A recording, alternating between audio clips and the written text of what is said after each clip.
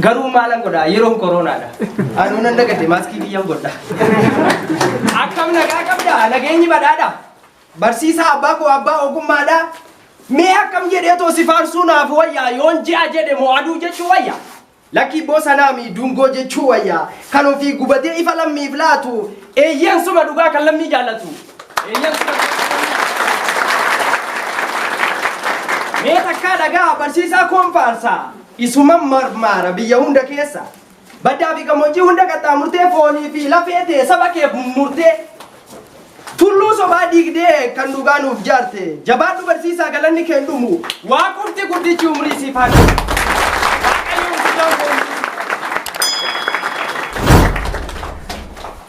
Yaa abbaa galataa abbaa ogummootaa abbaa doktoraa fi kan piroofeesaroota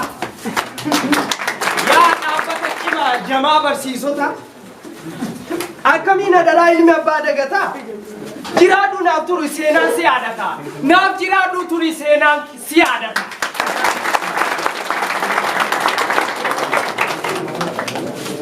Barsiisaa dhugaadhaa abbaa daandii sirri osoo ati jirtu dhugaan akkam baddi abadan yoomillee seenaan iji yoo baddeellee bakki ijaan baddu abadan yoomillee seenaa rirmi nyaatu harreen harreedhuma yoomuu fardan taatu akkasiin barsiisi seenaan dabuun taatu akkasiin barsiisi seenaan dabuun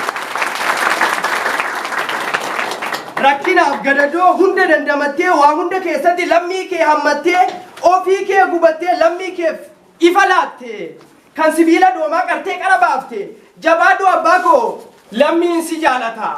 Harras ta'ee boru jabaadhu ni moota. Harras ta'ee boru jabaadhu ni moota.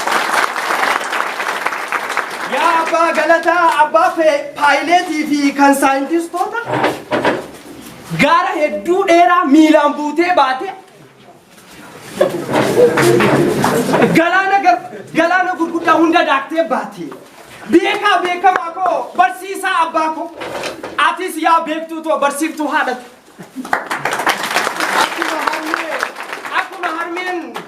Qoraan dugda baattee ilmi ishee yoo boosse osoo ittiin toliin lapheetti of qabdee usnaa jettee harma ittiin qabdu jabaadhu beektuu too yaa barsiiftuu jabdu abadan yoomillee ilmi kee sin gatu abadan yoomillee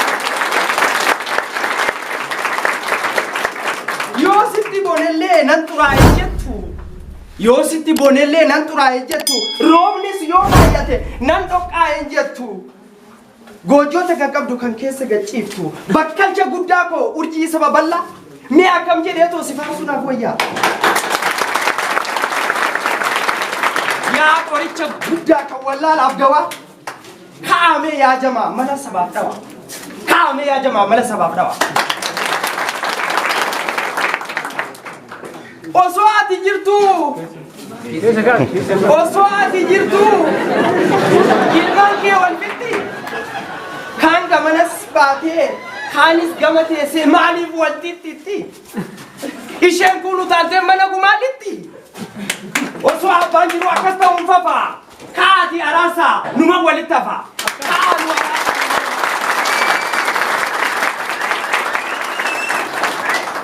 Yaa gooticha guddaa yaa abbaa hundumaa yoon si faarsaa ooles faaruun kee wayduma hindumu faaruun kee qalama koodhuma kophee waraqaa kee waliin tuttuqadhu seenaa hattuun hattee ka'ii sassaabbadhu kan baachaa saafoofaa kan gabayyoo gurmu yebalaa zarjetti jarriin qaanfattu.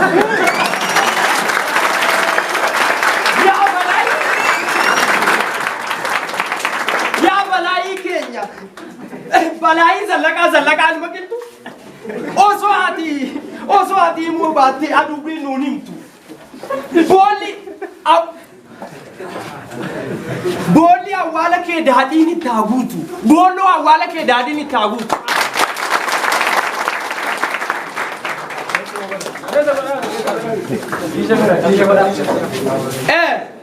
Atis ittiin boolii barsiisaa ijoollee kee barsituu hiriirsee hidhalloodhaan guute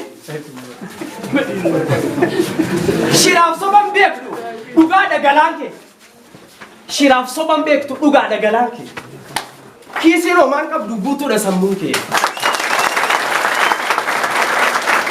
Kiisiin homaan qabdu guutuudha sammuun kee. Jabaaduu abbaa koo. Abshir barsiisaa koo fuuldurri kee ifa. Jabaaduu abbaa koo hin kutatiin abdii. Ati ofiif miti lammii keef jiraatta. Qaroo qara sabaa yaa hayyicha jaba. Sagalee ol qabee waa'ee kee lallaba. Biiftuu barii baatu bakkalcha bariisa. Isin baana barsiiftuu barsiisa. Rabbiin isin raagan umurii arraageessaa isin jaalladha barsaa ibsaa jedha.